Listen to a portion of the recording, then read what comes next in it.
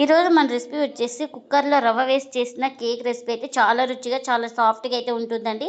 ఈ కేక్ వచ్చేసి పిల్లలకే కదండి, పెద్దలకు కూడా చాలా ఇష్టంగా తింటారు. అంత టేస్టీగా అయితే ఉంటుంది.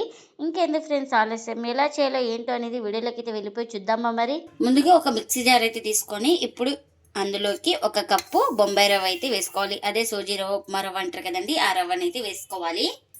ఇంక ఇప్పుడు మూత పెట్టేసుకొని స్మూత్గా గ్రైండ్ చేసుకోవాలి.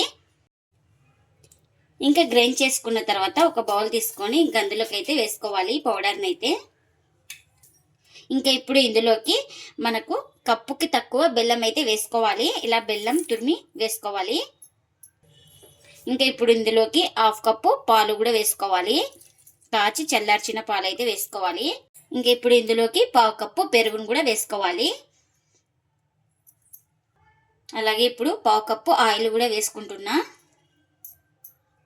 ఇంకా అన్నీ ఇలా వేసుకున్న తర్వాత ఇలా విస్కర్ తోటి బాగా కలుపుకోవాలి ఒకటే డైరెక్షన్లో. ఇక్కడ చూపిస్తున్నాను కదా, ఇలా ఒకటే డైరెక్షన్లో అయితే కలుపుకోవాలి. అంతా బాగా కలిసిపోయేలాగా.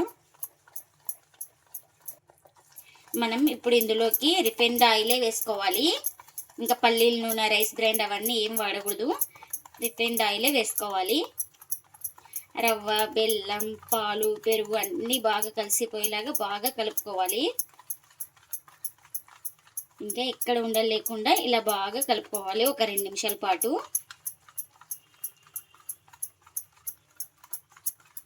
ఇంకా ఇలా మొత్తం బాగా కలుపుకున్న తర్వాత ఇంకా ఒక 2 స్పూన్ల మైదా కూడా వేసుకోవాలి, ఇలా స్ట్రైనర్లో పెట్టుకొని.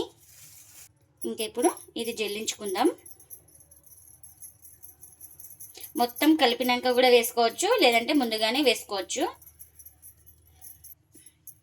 ఇంకా ఇప్పుడు బాగా కలుపుకోవాలి. ఈ మైదా కూడా బాగా కలిసిపోయేలాగా, ఎక్కడ ఉండలు లేకుండా. ఇంకా నేను ఇక్కడ ఒకే సైడ్ కలుపుతున్నాను కదా, అలానే కలుపుకోవాలి. మళ్ళీ రివర్స్గా కలపకూడదు.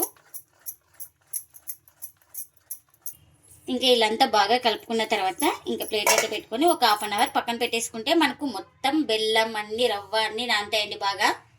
ఇంకా ఇప్పుడు ముందుగా ఒక కుక్కర్ అయితే తీసుకున్నాను. ఇందులోకి 1 స్పూన్ దాకా ఆయిల్ని అయితే వేసుకోవాలి. ఇలా ఆయిల్ని వేసుకొని ఇలా బ్రష్ తోటి మొత్తం ఇలా అప్లై చేసుకోవాలి. అడుగున బాగాన, సైడ్లకి, అంచులకి మొత్తం ఇలా అప్లై చేసుకోవాలి బ్రష్ తోటి. ఇక్కడ చూపిస్తున్నాను కదా, ఈ విధంగా మొత్తం అప్లై అయితే చేసుకోవాలి. ఇంకా ఆయిల్ అప్లై చేసుకున్న తర్వాత ఇలా కాస్త పొడిపిండిని అయితే ఇలా చల్లుకోవాలి. ఇంకా ఇలా అంచులు కూడా ఇలా చల్లుకోవాలి. ఇంక ఇప్పుడు దీన్ని పక్కన పెట్టేసుకుందాం. ఇంక ఇప్పుడు ఒక 1/2 అవర్ తర్వాత అయితే మీకు పిండిని అయితే చూపిస్తున్నాను చూడండి. ఇంకా ఇలా మొత్తం బాగా కలుపుకుందాం. చూడండి, రవ్వ బాగా నానింది మనకు. ఇప్పుడు కాస్త చిక్కబడినట్టు ఉంది కదా, ఇప్పుడు ఇందులోకి కాస్త పాలు అయితే వేసుకోవాలి. ఇంకా ఇప్పుడు ఇందులోకి ఒక 3 స్పూన్ల దాకా పాలను అయితే వేసుకుంటున్నాను. ఇంకా ఈ పాలు కూడా వేసుకొని మొత్తం బాగా కలుపుకోవాలి.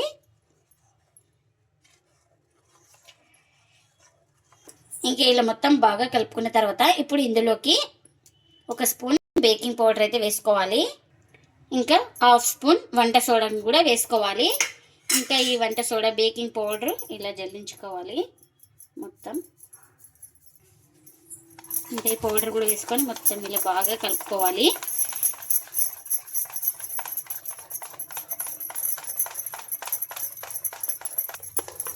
ఇంకా ఇలా కలుపుకున్న తర్వాత మొత్తం బాగా చూడండి, బ్యాటర్ అయితే ఇలా ఉండాలి. చూడండి, ఈ విధంగా అయితే ఉంటే మనకు పర్ఫెక్ట్గా బ్యాటర్ అయితే రెడీ అయిపోయినట్టు. ఇంకా ఇప్పుడు ఈ బ్యాటర్ని వచ్చేసి కుక్కర్లోకి అయితే వేసుకోవాలి.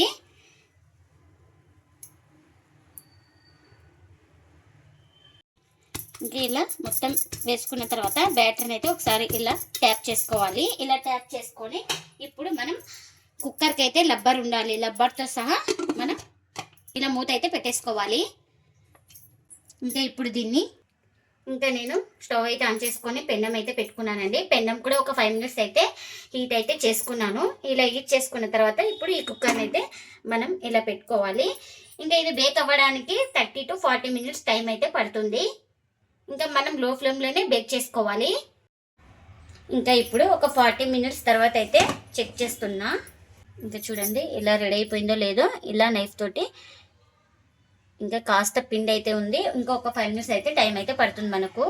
ఇంకా మరొక 5 నిమిషాల తర్వాత అయితే చూపిస్తున్నాను. ఇంకా చూడండి ఇక్కడ మళ్ళీ చూపిస్తున్నాను. మనకు టైం అయితే 45 మినిట్స్కి అయితే బేక్ అయిందండి ఈ కేక్ అయితే. ఇప్పుడు కాస్త చల్లారిన తర్వాత అయితే ప్లేట్లోకి అయితే తీసుకోవాలి. ఇంకా చల్లారిన తర్వాత అయితే ఇలా నైఫ్ తోటి సైడ్కి ఇలా లూజ్ చేసుకోవాలి మొత్తం ఇలా. చూడండి ఇంకా ఇలా మొత్తం లూజ్ చేసుకున్న తర్వాత ఇంకా ఇప్పుడు ఒక ప్లేట్ అయితే తీసుకున్నాను కదా, ఇలా పెట్టి ఇలా ట్యాప్ చేసుకుంటే ఈజీగా వచ్చేస్తుంది.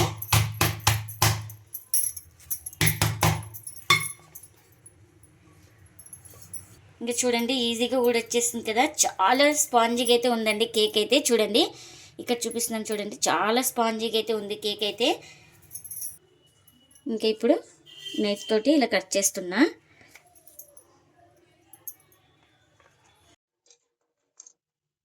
చూడండి ఎక్కడ పిండి అయితే లేదు, చాలా స్పాంజీగా ఉంది కేక్ అయితే మనకు.